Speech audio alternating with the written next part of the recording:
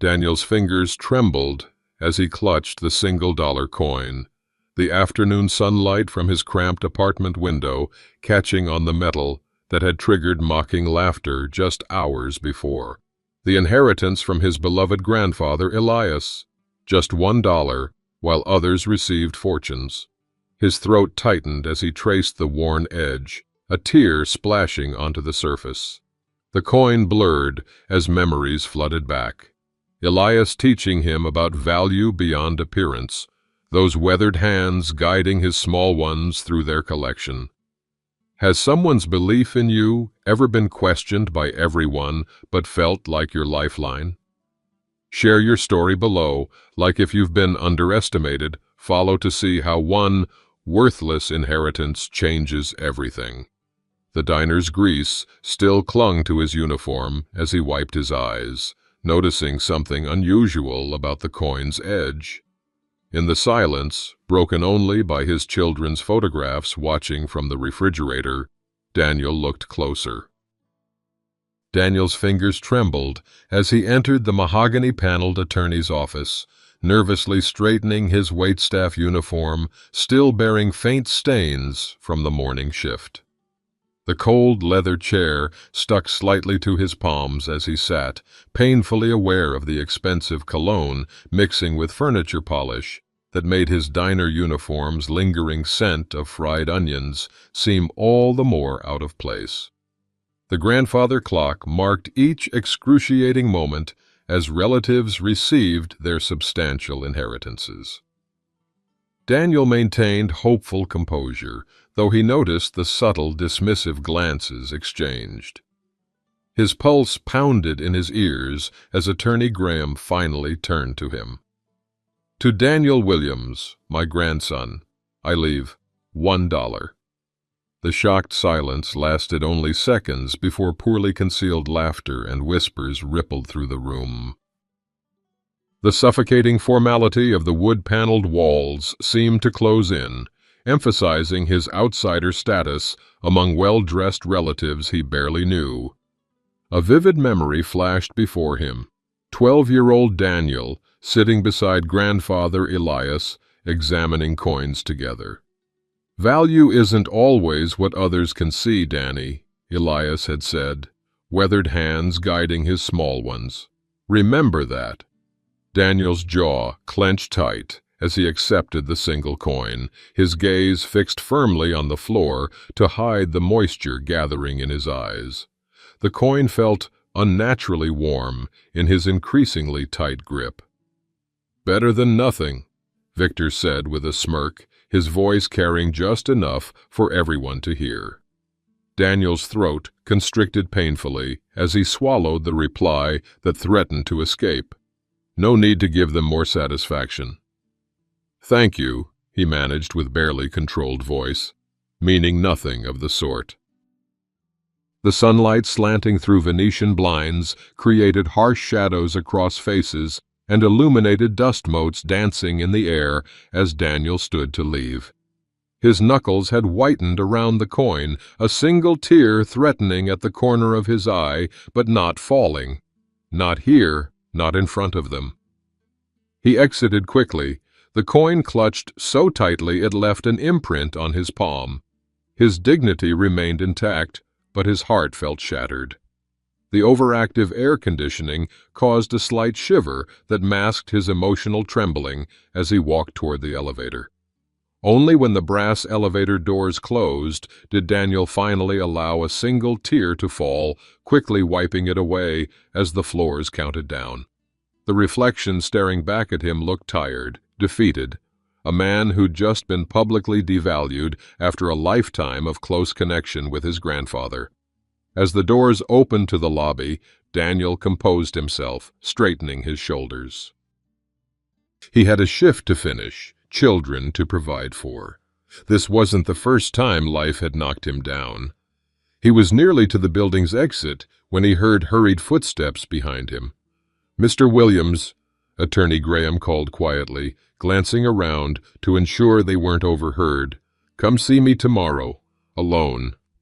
The cryptic invitation hung in the air as Daniel stepped into the afternoon sunlight. the dollar coin heavy in his pocket with the weight of unanswered questions.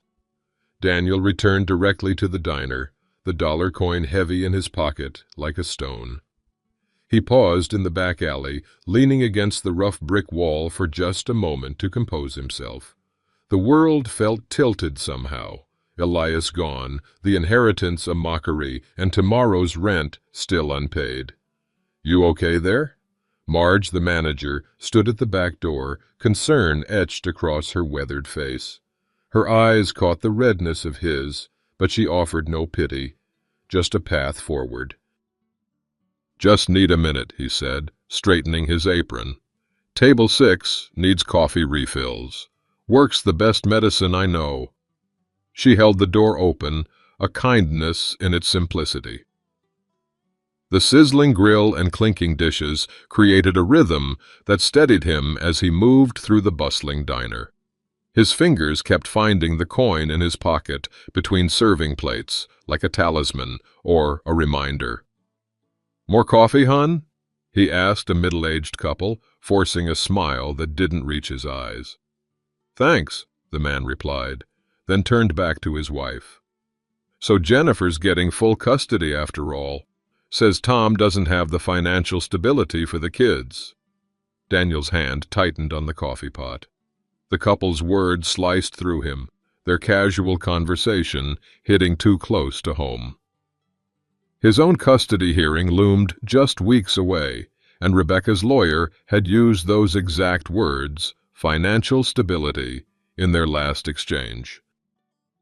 During his break, Daniel sat on a milk crate behind the diner, harsh fluorescent light from the kitchen spilling onto the asphalt. He rolled the coin between his fingers while staring at the worn wallet photos of his children, Lily and Noah. Their smiles, captured in better times, made his throat tighten. $22.40, he whispered, counting the day's tips again. The lawyer needed a $500 retainer for the custody case. At this rate, he'd need 5 more weeks. The hearing was in 3. Back inside, he navigated between tables with practiced efficiency, the stark contrast between his forced customer smile and his expression when he turned toward the kitchen growing harder to maintain. "These deadbeat dads trying to get custody," a customer at the counter said loudly to his companion. "Kids need stability, not some guy who can't keep a real job." Daniel froze, a plate of meatloaf nearly slipping from his fingers. He steadied himself, placed the food down, and walked away without a word. His hands trembled slightly as he filled water glasses, wondering if that's how everyone saw him, Rebecca, the courts, even his own parents who'd sided with her after the divorce. "Daniel," Marge's voice cut through his thoughts, "you've got a double tomorrow too, right? Sally called in sick again." "I'll be here," he said, grateful for the extra hours, even as exhaustion settled into his bones. When his shift finally ended, Daniel hung his apron and gathered his things from his locker. Something fell from his jacket as he pulled it on, an unmarked envelope that certainly hadn't been there this morning. He looked around the empty break room, wondering who could have left it and when. His fingers hesitated before taking it, suspicion mixing with curiosity. After the day's events, even an unexpected envelope seemed like it might contain more disappointment. But he pocketed it anyway, alongside the dollar that had changed everything. Daniel's apartment door creaked open to darkness. He didn't bother with the lights at first, dropping his keys onto the folding table covered with custody paperwork. The neighbor's television hummed through the thin walls as he sank onto the fold-out couch, too exhausted to even remove his shoes. 20 minutes passed before hunger finally drove him to the kitchenette. He microwaved leftover pasta, the lingering scent of diner grease still clinging to his uniform as he changed. The small studio felt especially empty tonight, though children's colorful drawings taped to the refrigerator provided the only real brightness. Lily's rainbow, Noah's spaceship, their stick-figure family from happier days. When he finally remembered the envelope, Daniel pulled it from his jacket pocket. The handwriting was elegant, unfamiliar. "Come to my office tomorrow, 10 a.m. There's more to your inheritance than appears. Graham Pierce, Esquire." "What game is this?" Daniel muttered, suspicion flaring. After today's humiliation, the message seemed like potential salt in the wound. He pulled the dollar coin from his pocket, turning on the single lamp to examine it under the light. The isolated pool of brightness made the rest of the apartment fall into deeper shadow. Something about the coin's edge caught his attention, unusual markings different from standard currency. His finger traced the circumference, stopping at what appeared to be a tiny seam. Things aren't always what they seem, Danny. The memory of 16-year-old Daniel and Elias in his grandfather's workshop came rushing back. They'd been examining an antique clock that appeared worthless until Elias showed him the hidden compartment containing a rare movement. Most people only see what they expect to see. The real treasures are hidden from casual eyes. Daniel's hand trembled slightly.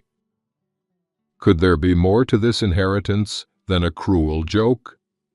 The custody papers scattered across the table drew his attention again. He shuffled through them, stopping at Victor's notarized statement questioning Daniel's stability and financial capability as a parent. The words burned.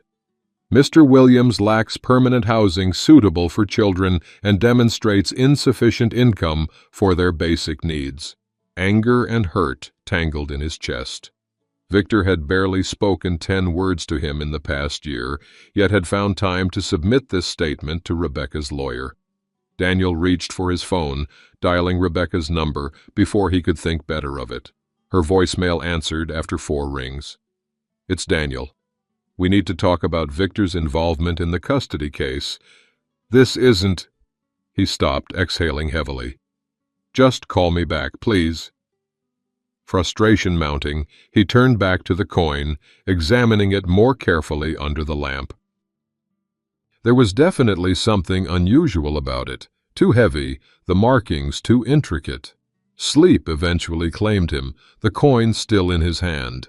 Sometime after midnight, it slipped from his fingers, landing on the hardwood with a sound distinctly unlike metal hitting wood, more hollow, like a latch releasing. In his dreams, Daniel heard his grandfather's voice. "The key was always yours, Danny. You just needed to look closer." Daniel arrived at Graham's office precisely at 10, the mysterious dollar tucked safely in his pocket and skepticism evident in the tight set of his shoulders. The wood-paneled room, with its leather-bound law books, felt more oppressive than impressive today. Elias's old pipe still rested in the ashtray on Graham's desk, its faint tobacco scent triggering an unexpected wave of grief. "Thank you for coming, Daniel," Graham said, gesturing to the chair across from him. "I apologize for the theatrics yesterday, but certain matters required discretion." "Discretion?" Daniel's voice carried an edge. "Is that what we're calling public humiliation now?" Graham's expression softened. "What happened at the reading was unfortunate but necessary. Victor has been watching closely. We needed him to believe he'd won." "Won what? A chance to mock me? To strengthen his case against my custody rights?" Daniel leaned forward. "I don't have time for games, Mr. Pierce. I have a double shift in 3 hours. This is no game." Graham opened a drawer, retrieving a thick folder. The afternoon sun streaming through the window illuminated the papers as he spread them across the desk. "The dollar coin you received isn't just a dollar, it's the key to Hawthorne Haven." Daniel's brow furrowed. "Hawthorne Haven? A sustainable community your grandfather built based on designs you created as a teenager." Graham slid across glossy photographs of an expansive property with modern, eco-friendly structures surrounding an ancient oak tree. 200 acres, solar-powered, self-sustaining gardens, community spaces, all legally yours as of yesterday. Daniel's hands began shaking uncontrollably as he flipped through documents. This can't be real. Is this some kind of cruel joke after yesterday? Along with the property, Graham continued steadily, comes a monthly stipend of $15,000 and a cryptocurrency fund currently valued at $42 million. Daniel stood abruptly, the chair scraping loudly against hardwood. "Stop it! Why are you doing this?" His voice rose with emotion. "Haven't I been humiliated enough?" Graham calmly opened another folder, revealing yellowed sketches in Daniel's teenage handwriting.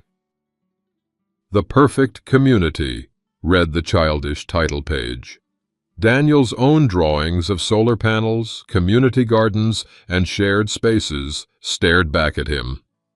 "Your grandfather kept everything," Graham said softly. The memory slammed into Daniel with physical force. 16-year-old Daniel at the family dinner table, excitedly explaining his environmental community design for a school project. Everyone except Elias had laughed or ignored him. Impractical dreamer, his father had called him, but Elias had asked questions, taken notes, respected his vision. "He built it?" Daniel's voice cracked. "From my drawings?" "Every detail," Graham confirmed. "He spent 15 years creating exactly what you envisioned. He called it your inheritance of imagination, more valuable than any fortune." Daniel sank back into the chair, papers trembling in his grasp. Why the secrecy? The dollar? The will reading? Victor has been trying to acquire the land for years for his company, Teradyne. He didn't know Elias owned it under a trust. The dollar coin contains the encrypted access codes to all accounts and legal documents. Graham's expression hardened. Elias knew Victor would try to challenge the will or manipulate you into selling if he knew the truth. 2 hours later, Daniel stood at the entrance to Hawthorne Haven. His childhood vision materialized before him. Sustainable buildings surrounded the ancient oak, distant mountains framing the community. The scent of orchard blossoms filled the air as a breeze ruffled papers in his hand. His knees actually buckled as the full scope became apparent. Daniel reached out to steady himself against the oak's rough bark, tears now flowing freely down his face, unashamed in the privacy of his property. "So you're the one Elias thought could save us," came a sharp voice behind him. An elderly woman with penetrating eyes studied him critically. "I don't see it." "We've been waiting 3 days now," Daniel explained into the phone, pacing the length of the community's meeting hall. "The delivery was confirmed last week. We can't complete repairs without those materials." "I'm sorry, sir," came the disinterested voice. "Our records show your order was canceled yesterday. The authorization came from the account holder." "I am the account holder," Daniel insisted, knuckles whitening around the phone. "The cancellation came from—" The representative paused. "Victor Williams. He's listed as an authorized representative." Daniel closed his eyes briefly. "Thank you. I'll handle this."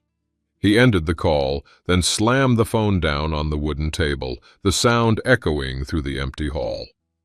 The momentary loss of control brought immediate shame.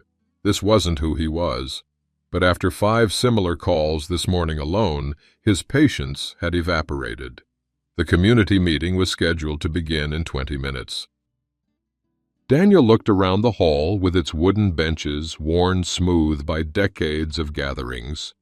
The air smelled of old wood polish and history, but the atmosphere had grown increasingly tense since his arrival 3 days ago. His phone buzzed with a text from Rebecca. Hearing date moved up. 2 weeks from today. Judge Patterson's calendar shifted. Daniel's stomach dropped. 2 weeks.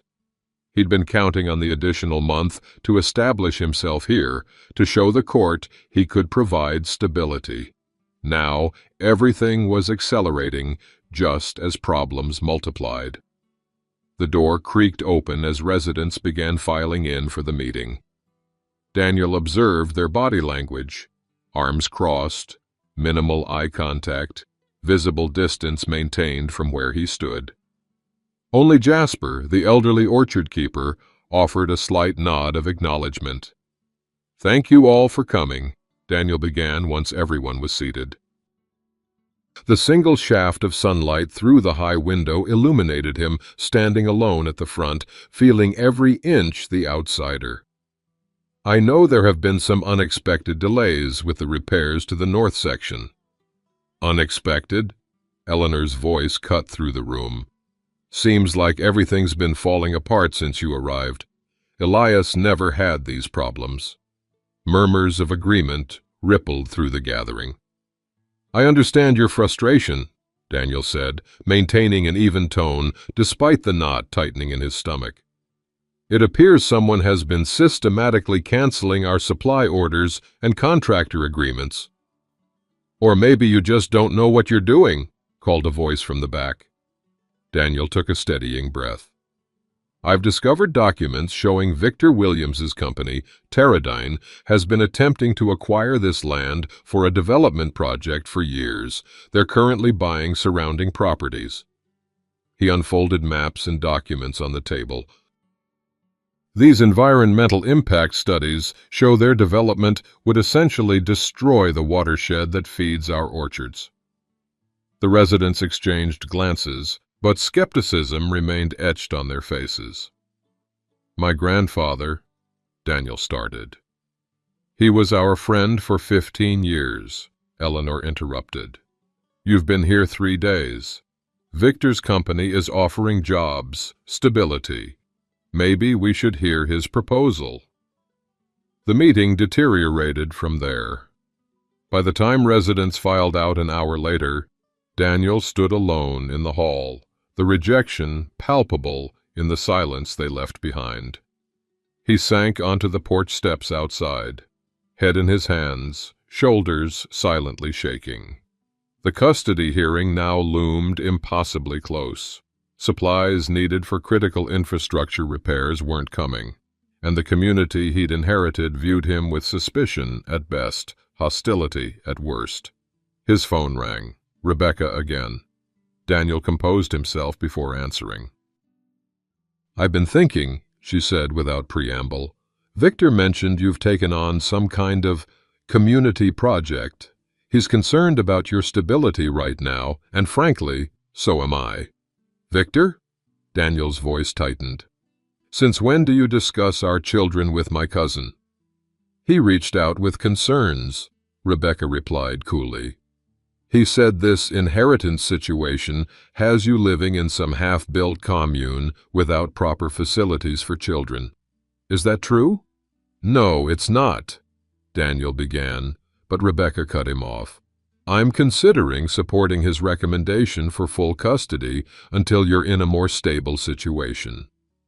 The call ended with Daniel staring at the phone in his hand, the physically painful flinch at her words still reverberating through his body. The carefully constructed arguments he'd been preparing for the hearing crumbled under this new development. As evening approached, Daniel made one last attempt to rally support, explaining his vision for Hawthorne Haven's future to the small group who'd agreed to listen. His passionate words were met with skeptical silence, the disconnect between his dreams and their trust growing wider by the minute. Walking back to Elias's study in defeat, Daniel felt completely alone. The property that had seemed like salvation days ago now felt like a weight pulling him under. The soft sound of footsteps made him turn. Jasper, the weathered orchard keeper, stood in the fading light, a leather-bound journal in his gnarled hands. "Elias knew this day would come," Jasper said quietly, offering the journal. "Said you'd need this when the waters rise." Daniel's trembling hands contrasted sharply with Jasper's steady ones as the journal passed between them. Their eyes met in a moment of meaningful connection, the first genuine one Daniel had experienced since arriving. "When the waters rise?" Daniel repeated, confusion mixing with the first faint spark of hope. "Storm's coming," Jasper said simply, looking toward the darkening sky. "Always does.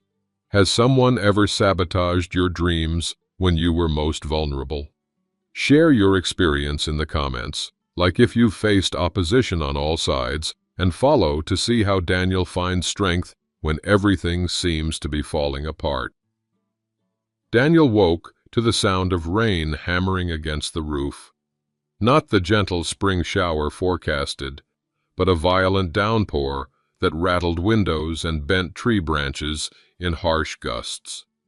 He checked his phone. 4:17 a.m. 3 missed calls from Jasper. A foreboding tightened in his chest as he pulled on clothes and boots. Jasper's words from yesterday echoed, "Storm's coming, always does." The old man hadn't been speaking metaphorically. Outside, the pre-dawn darkness was broken only by occasional lightning flashes that illuminated sheets of driving rain. Daniel sprinted toward the community center, already seeing lights on inside. Jasper met him at the door, his weathered face grave in the emergency light's harsh glow. "Creek's rising faster than I've ever seen," Jasper said, without preamble. "Got maybe 2 hours before it breaches the east fields. Lower cottages need evacuation now." Daniel nodded, pushing aside his exhaustion. "I'll start with Eleanor and Thomas. Their place is closest to the creek."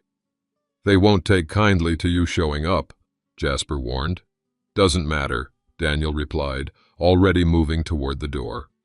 "I'll get the emergency generator running here first. We'll need a central dry location." The next hour passed in a blur of activity. Daniel muscled the heavy generator into position, thankful for the mechanical skills learned in countless maintenance jobs. The diesel engine coughed to life, bringing light and heat to the community center as rain continued its relentless assault. By 5:30 a.m., Daniel was pounding on Eleanor and Thomas's door, rain soaking him completely despite his jacket. Eleanor's suspicious face appeared, taking in his drenched appearance with a frown. "Creek's about to flood," Daniel shouted over the storm. "You need to evacuate now." "We've weathered storms before," she began dismissively. "Not like this," Daniel insisted. "Jasper says it's worse than the '97 flood. Please, gather what you need. I'll help Thomas." Something in his tone must have registered because Eleanor's resistance faltered. "Give us 10 minutes. Daniel moved methodically through the community, facing varying degrees of resistance that melted when residents saw the urgency in his eyes and heard Jasper's name invoked. By dawn's gray light, most of the lower elevation residents had relocated to the community center, bringing blankets, food, and emergency supplies with practiced efficiency that spoke to years of community coordination. The rain showed no signs of relenting as Daniel made a final sweep of the evacuated area, now ankle-deep in swirling water. The creek had become a churning mass that clawed at its banks, chewing away soil with each passing minute. His phone rang. Graham with a weather service update. "Daniel, it's worse than they predicted. The storm stalled over the mountains. They're saying potential flash flooding within the hour." "Most people are at the center now," Daniel replied, voice nearly lost in the howling wind. "I'm doing a final check of the lower cottages." "Get to higher ground," Graham urged. "County emergency services are overwhelmed. You're on your own for at least 6 hours. Daniel pocketed his phone as a distant crash echoed through the valley, the sound of a tree surrendering to the storm. The water around his boots deepened with visible speed, now mid-calf and rising. Time to retreat. He turned toward the path to the community center when a cry cut through the storm's roar. Daniel froze, straining to hear. There it came again. from Eleanor and Thomas's cottage. He'd checked it himself 20 minutes ago. It had been empty.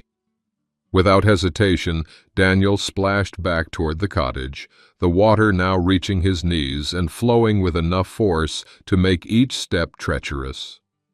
The front door stood open, banging against the wall with each gust. "Hello?" he called, stepping inside. Water covered the floor, soaking the rugs and furniture.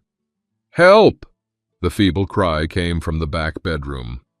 Daniel waded through, finding Thomas pinned beneath a collapsed ceiling beam, Eleanor trying desperately to lift it from her husband's legs.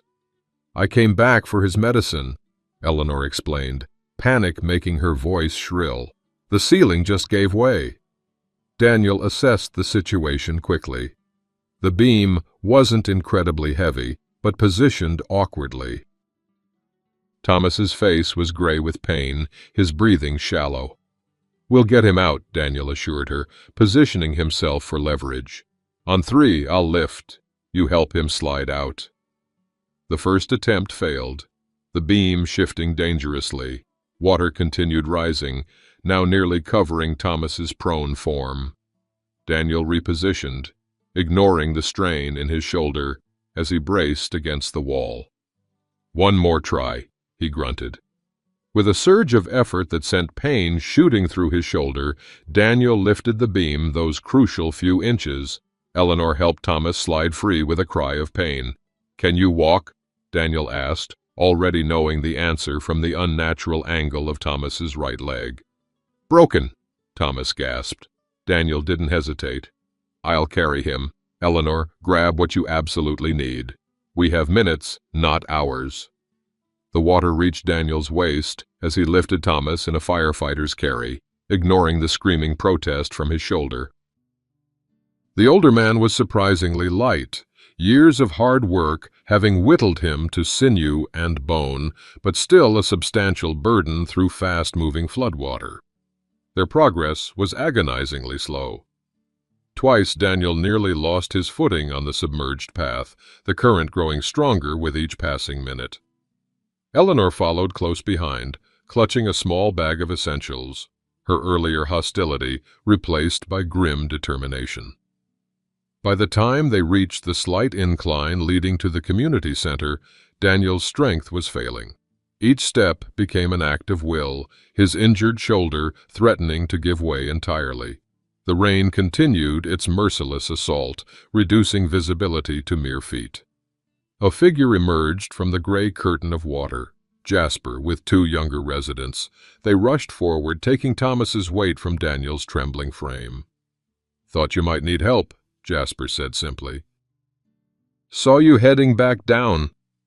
Eleanor's weathered hand gripped Daniel's in wordless gratitude as they made their way inside. The community center had transformed into an emergency shelter, residents organized into functional groups handling food, medical needs, and comfort for the elderly and children. Daniel stood dripping in the entrance, surveying the scene with equal parts relief and surprise. Despite their resistance to his leadership days before, the community functioned with remarkable efficiency in crisis. A sharp pain reminded him of his shoulder. He rotated it carefully, wincing at the grinding sensation. Not broken, but definitely strained. It would have to wait. The next hours passed in a blur of activity. The storm's intensity finally began to wane by late afternoon, though the damage was evident in the brown expanse of water visible from the center's windows. Several outlying buildings had visible structural damage. The carefully maintained gardens were completely submerged. "Creeks crested," Jasper reported, returning from a scouting mission to higher ground. "Water's not rising anymore, but it'll be days before it recedes completely." Daniel nodded, exhaustion settling into his bones. "Everyone accounted for?" "All present," Jasper confirmed. "Thanks to you getting them out early." As darkness fell, Daniel finally allowed himself a moment alone on the center's covered porch. The rain had softened to a steady drizzle, the worst of the storm past. His shoulder throbbed in time with his pulse, and every muscle ached from exertion. In the distance, he could make out the roof of Elias's study, his study now, partially obscured by fallen tree limbs. The infrastructure repairs he'd been fighting to complete were now irrelevant compared to the reconstruction they'd face. Weeks of work, minimum, likely months. His phone buzzed with a text from Rebecca. Heard about flooding. Court won't delay hearing. Need to see children's living conditions before judge decides. Before he could respond, another message appeared. Victor offered to bring us to visit next week if roads clear. Says it's important I see situation firsthand. Daniel's thumb hovered over the keypad, fatigue making it difficult to formulate a response that wouldn't make matters worse. The custody hearing was now just 13 days away, and his children's potential home was underwater. "Mr. Williams?" Eleanor's voice interrupted his thoughts. She stood in the doorway, a steaming mug in her outstretched hand. "Thought you could use this." Daniel accepted the coffee with surprise. "Thank you." "Thomas is resting comfortably," she said, settling beside him on the bench. "Doc says clean break, should heal well." She paused, her weathered face unreadable in the dim light. "You risked your life coming back for us." "Anyone would have," Daniel replied automatically. Eleanor shook her head. "Not anyone, not everyone." Her hand, gnarled with arthritis but still strong, reached out to grip his briefly. "Elias would have. I see him in you today." The simple words, delivered without sentiment, struck Daniel with unexpected force. A lump formed in his throat as Eleanor rose and returned inside, leaving him alone with the coffee and his thoughts. Dawn revealed the full extent of the destruction. Standing ankle-deep in murky water, Daniel surveyed what remained of the community's infrastructure. The solar array was damaged, gardens destroyed, and at least 3 buildings would need significant structural repairs. His phone rang, Victor's name flashing on the screen. "Daniel, cousin, heard about your unfortunate situation." Victor's voice oozed with manufactured concern. "I've been speaking with some of your residents. They're quite concerned about the community's future." "We'll rebuild," Daniel said flatly. "Admirable spirit," Victor replied with a chuckle. "But let's be practical. You're facing hundreds of thousands in repairs with no income stream. The custody hearing is days away, and you're standing in a flood zone. I'm prepared to offer you a very generous buyout, 30% above market value, enough to get a nice place in town, stable job, something the courts would look favorably upon." Daniel's fist clenched at his side. "Not interested." "Sleep on it," Victor suggested smoothly. "Rebecca and I will visit next week. She should see what her children would be living in, don't you think? My offer expires in 7 days. The call ended, leaving Daniel staring at the devastation around him. Victor's timing was impeccable, striking when everything seemed lost. The custody case, the community's trust, the physical infrastructure, all seemingly destroyed overnight. For the first time since arriving at Hawthorne Haven, Daniel allowed himself to truly break down. Alone in the rain, certain no one could see him through the downpour, his shoulders heaved with suppressed sobs. The weight of responsibility, the seemingly impossible odds, the threat of losing his children, it all crashed down at once. The cathartic release lasted several minutes before Daniel wiped his face, the rain mixing with tears until both were indistinguishable. He drew a shuddering breath, preparing to return to the community center where others depended on him. That's when he saw it, a metallic glint in the receding mud near the oak tree. Something, partially buried, revealed only by the storm's destruction of the surrounding landscape. Daniel waited closer, confusion replacing despair as he made out the shape. A metal box, with Elias's initials engraved on the lid, secured with a combination lock.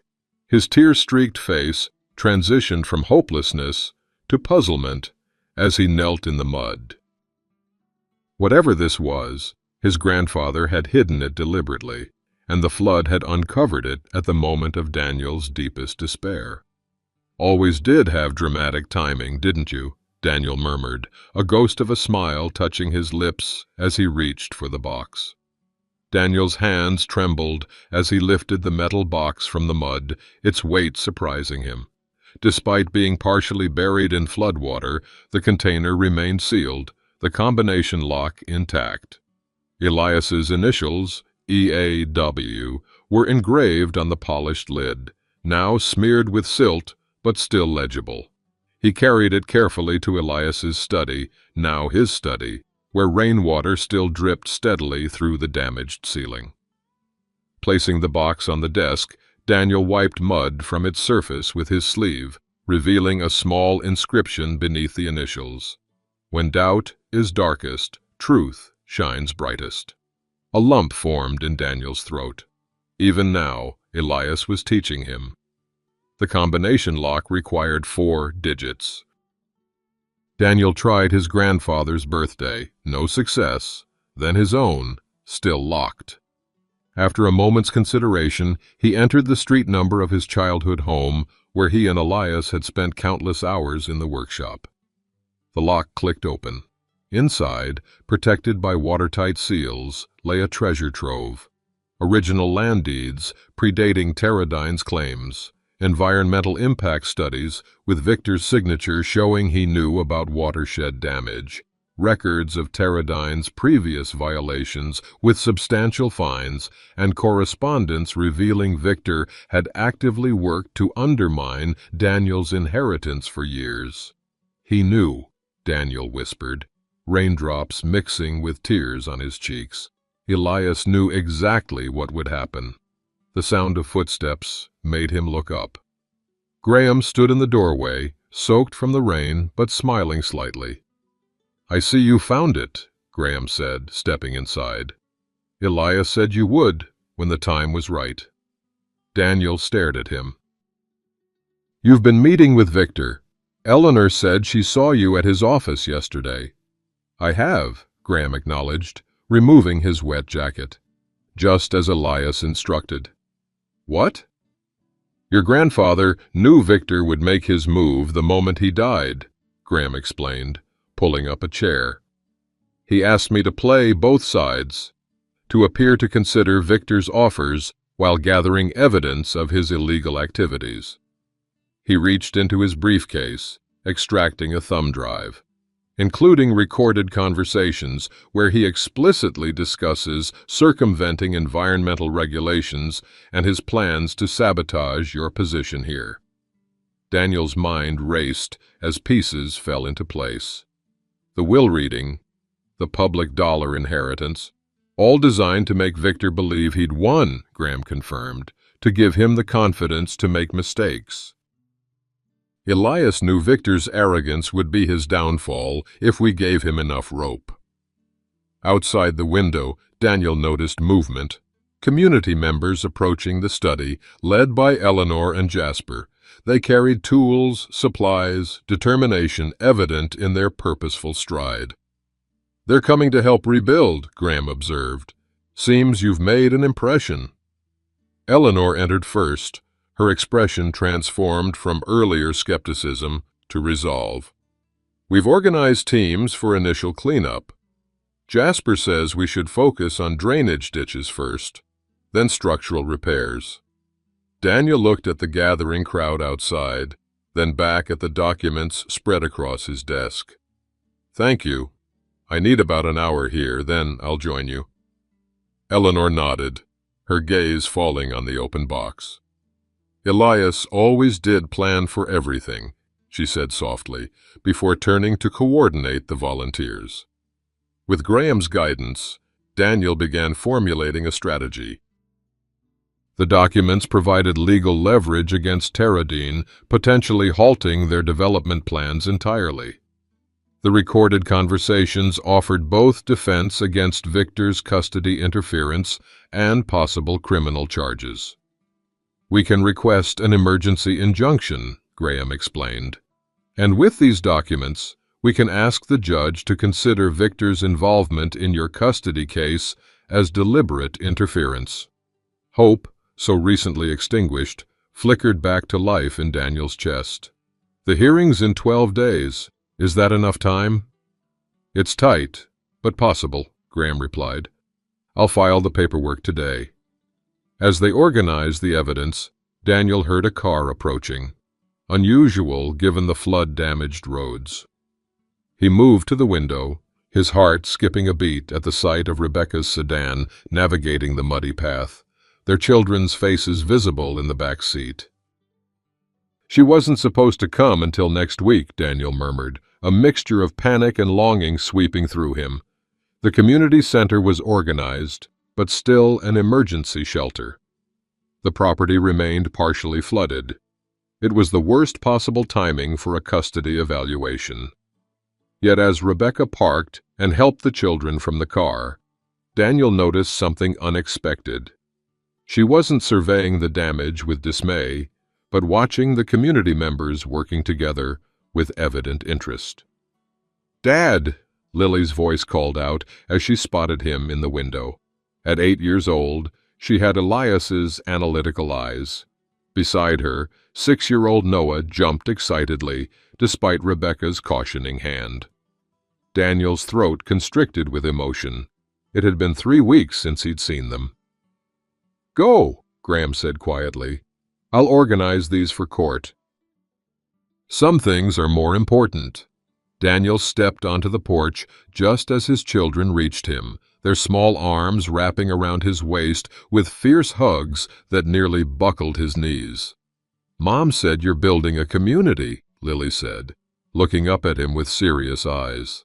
"She said we could see it, even though it's flooded."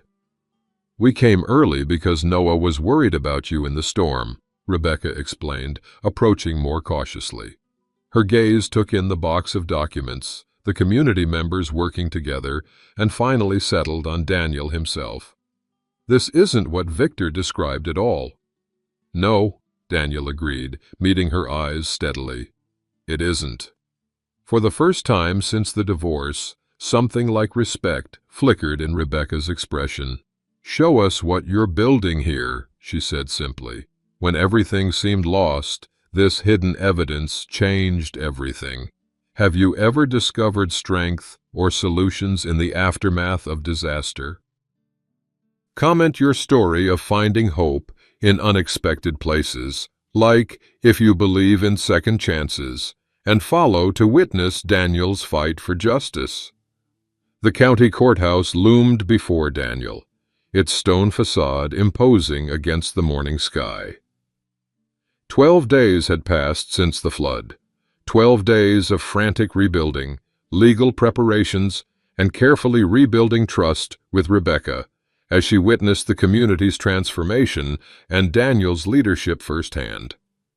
Now everything hinged on today's unprecedented combined hearing, addressing both the custody case and the injunction against Terradine. Judge Patterson had reluctantly agreed to Graham's unusual request to consolidate the proceedings, given the intertwined nature of the evidence. Daniel straightened his tie, borrowed from Graham like the suit, and climbed the courthouse steps, where community members had already gathered in support. Eleanor nodded respectfully as he passed. Jasper gave his shoulder a reassuring squeeze. Inside, the courtroom's polished wooden benches gleamed under fluorescent lights. The smell of lemon polish and old papers filled the air. Daniel took his seat beside Graham, acutely aware of the stark contrast between their table and Victor's side of the room, where 3 corporate lawyers in expensive suits arranged documents with practiced efficiency. Victor himself sat confidently, adjusting his gold cufflinks, a nervous tell Daniel had forgotten until this moment. Their eyes met briefly across the room, Victor's smug smile faltering slightly at Daniel's steady gaze. "All rise," called the bailiff, as Judge Patterson entered, a stern-faced woman in her 60s with shrewd eyes that missed nothing. The proceedings began with Victor's side presenting first. His lead attorney painted a compelling picture of Daniel as unstable and financially irresponsible, the community as unsafe for children, and Teradyne's development plans as economically beneficial for the entire county. "Mr. Williams has no formal education in environmental science or community management," the attorney concluded smoothly. "His custody arrangement should reflect these limitations, and his baseless injunction against Teradyne should be dismissed." When Graham rose, his approach differed dramatically. Rather than immediate rebuttals, he called witnesses, beginning with Eleanor. "I've lived at Hawthorne Haven for 15 years, she stated firmly. When the flood hit, Mr. Williams evacuated residents before county emergency services even issued warnings. He personally carried my husband to safety when our roof collapsed." One by one, community members testified to Daniel's leadership during crisis and commitment to rebuilding. Each added a piece to the mosaic Graham was carefully constructing of a man dedicated to community and family. Then came the surprise that sent a ripple through the courtroom. Rebecca approached the witness stand, having been called by Graham rather than Victor's attorneys, as everyone had expected. "Mr. Williams," Graham began, "you've had opportunity to observe the community and Mr. Williams' role there. What are your impressions?" Rebecca glanced at Daniel before answering. "When I first heard about this inheritance, I was concerned it would further destabilize our children's lives. Victor suggested it was essentially a commune without proper facilities." She paused. "What I found instead was a sustainable community where residents look out for each other. I watched my former husband work 18-hour days to rebuild after the flood, prioritizing elderly residents' needs before his own." Victor's attorney objected, claiming Rebecca had been manipulated during her visit, but Judge Patterson overruled, allowing her to continue. "As for his relationship with our children," Rebecca added, "they've visited 3 times now. They're flourishing there in ways I hadn't expected. Lily's helping with the community garden. Noah's learning about solar energy. It's educational in ways their school can't provide." The subtle shift in the courtroom's atmosphere was palpable. Victor leaned forward, whispering urgently to his attorneys, his composure visibly cracking. When Daniel finally took the stand, Graham guided him through the evidence discovered in Elias's waterproof box, methodically connecting Victor's corporate violations with his attempts to sabotage Daniel's inheritance and custody case. "And this recorded conversation," Graham said, playing a clip where Victor explicitly discussed using the custody case to pressure Daniel into selling. Victor's face drained of color as his own voice filled the courtroom. "Once we get primary custody shifted to Rebecca, he'll be desperate enough to sell." The environmental concerns can be buried like always. For his final move, Daniel placed the framed dollar coin on the evidence table. "This is what my grandfather saw in me that others missed," he said quietly. "Not just the inheritance, but the ability to protect it and build something meaningful. Victor saw land to exploit. Elias saw a community to nurture." Judge Patterson called a 30-minute recess before ruling. The tension in the courtroom was electric as everyone filed out. Victor brushed past Daniel in the hallway, desperation replacing his earlier confidence. "We can still work something out," he hissed. 50% over market value." Daniel simply shook his head. "It was never about the money, Victor."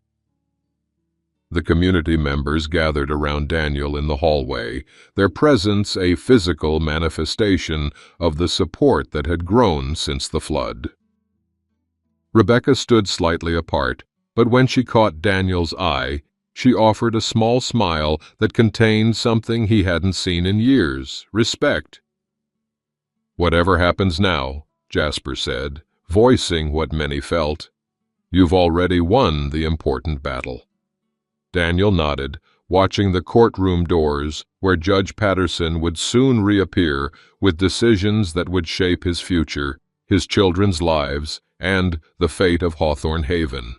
For the first time since this journey began, he felt completely ready to face whatever came next.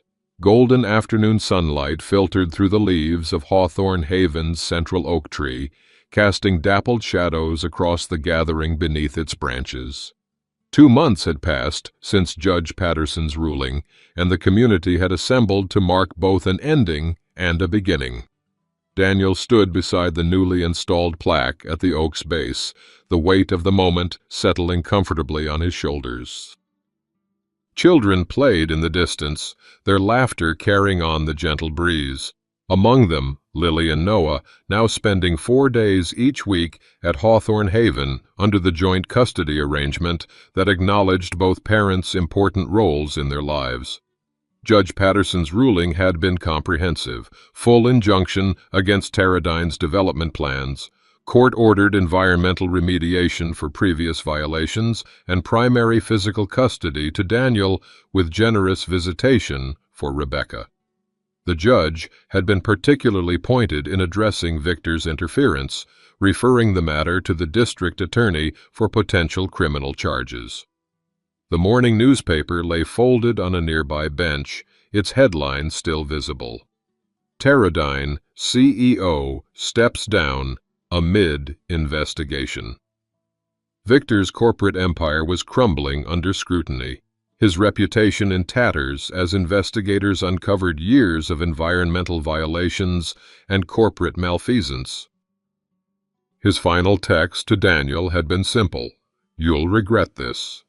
Daniel had not bothered to respond.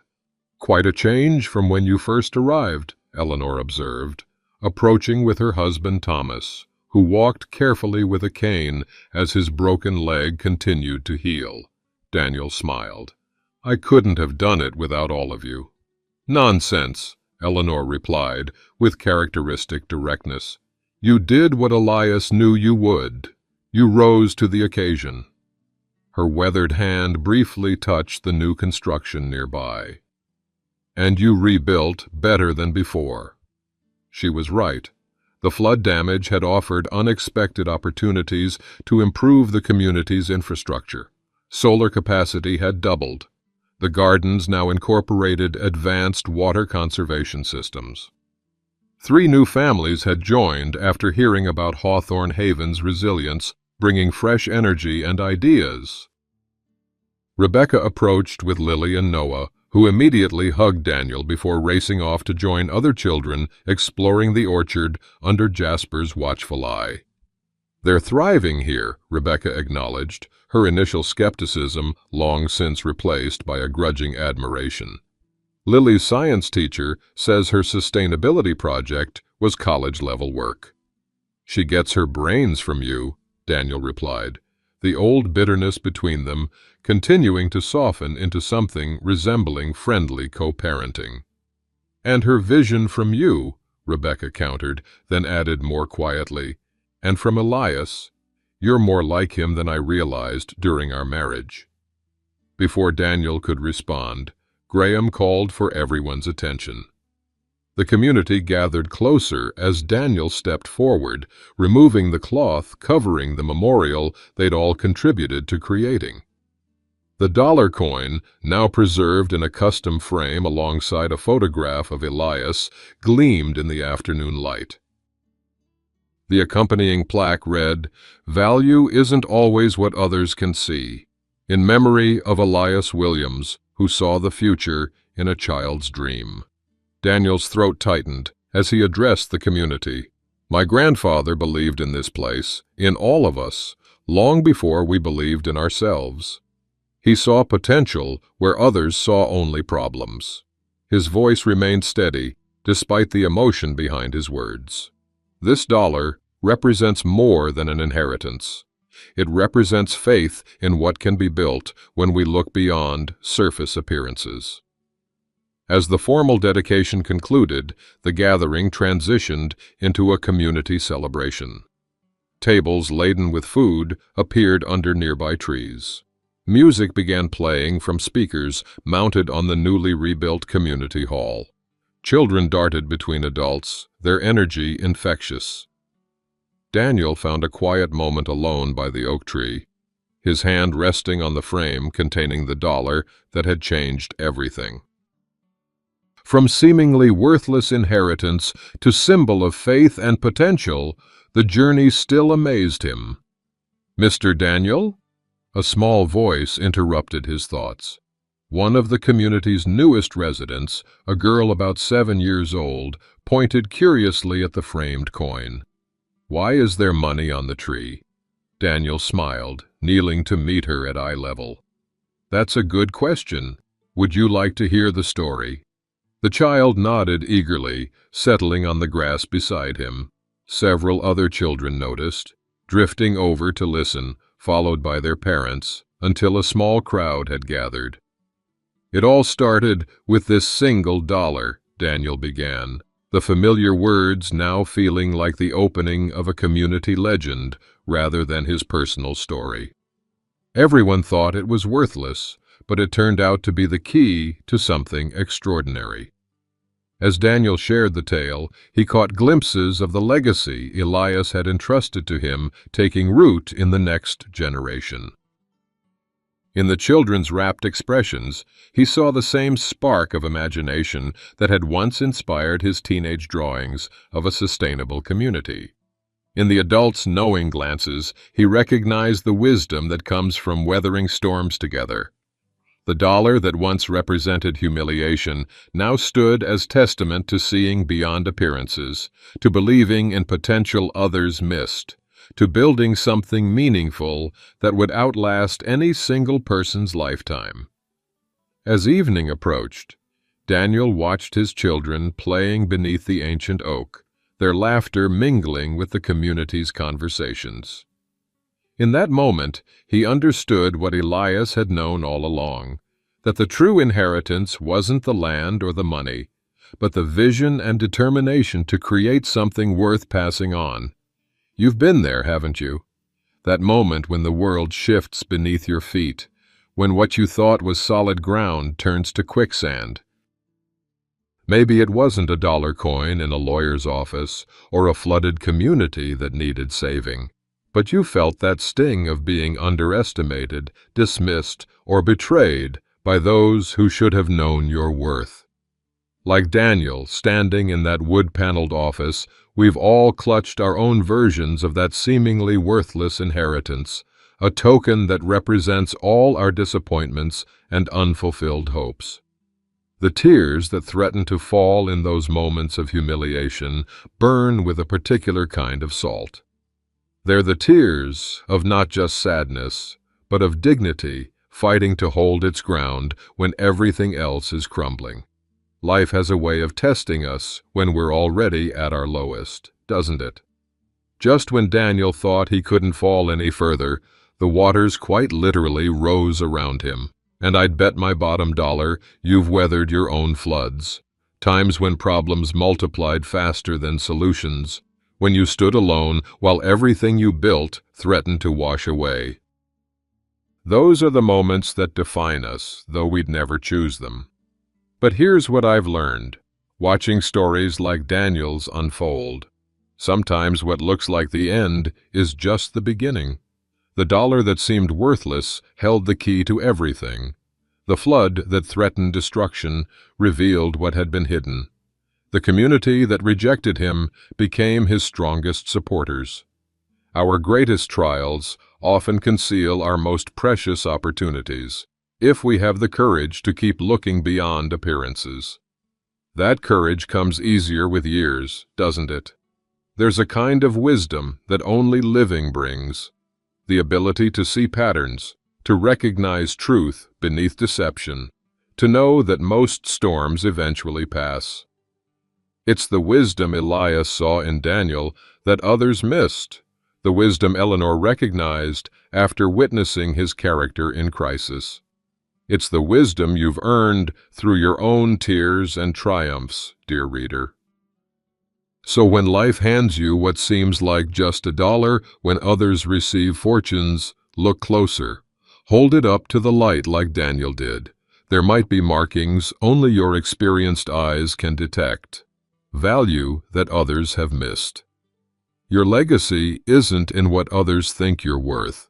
It's in what you build with what you've been given, and who you become in the process. After all, isn't that what matters most when the waters rise and fall again?